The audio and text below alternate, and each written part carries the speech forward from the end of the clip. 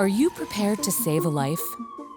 Opioid overdose is the leading cause of accidental death in the United States. We were able to buy supplies and host a Narcan training day. So we, at Cumberland University, we got all of our athletic training students.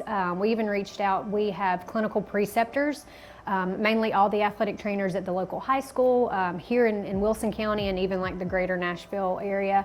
We invited them to come for that Narcan training day. We even had some school resource officers from like some middle and high schools come and be a part of that training day. So we contacted someone through the health department who was able to come in and kind of give like a little lecture on some signs and symptoms to look for with a possibility of an overdose patient and or athlete.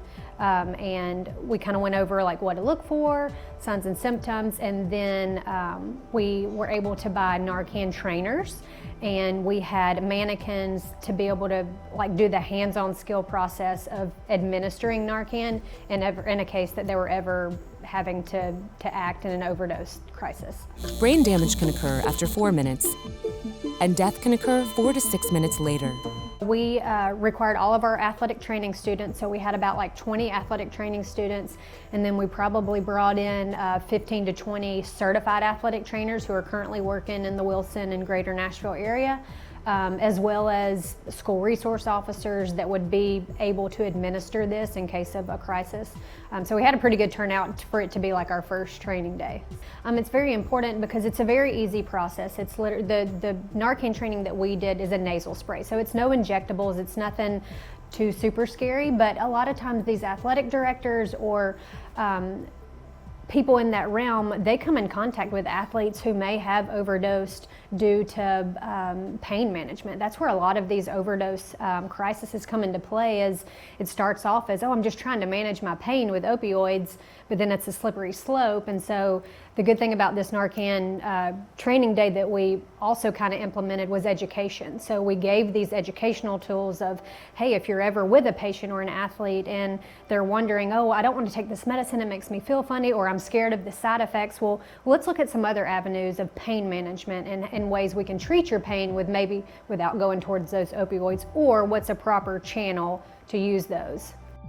A lot of times we're with the patients and or athletes in my line of work of we're with you before an injury and then during and after. So we kind of like catch the full circle of, oh, well, right before the injury, we can give you, pain management techniques without reaching for those opioids. And then let's say if you do have to have surgery, there's a time and a place for those, but then like what's the proper way to move past and, treat your, just kind of finish out that whole rehab cycle, maybe without getting into an opioid crisis of any sort. They really enjoyed it, and I think they were also just shocked at how easy it is. I think there's like a stigma around like, oh, I can't be the one to help in that type of crisis, but you really can. I mean, as long as obviously if you can pick up the phone and call 911 and do those parameters or those basic skills, the Narcan training is just a nasal spray that we were administering and that we were giving like skill sets to. So I think they were kind of relieved that it wasn't like this big scary thing, but also they got to walk away feeling like, oh, I learned something and I have a tangible skill that I can take wherever I go, whether I'm at Walmart or if I'm working an event. So the process is pretty straightforward. It is kind of detailed, so you have to outline your plan or your process.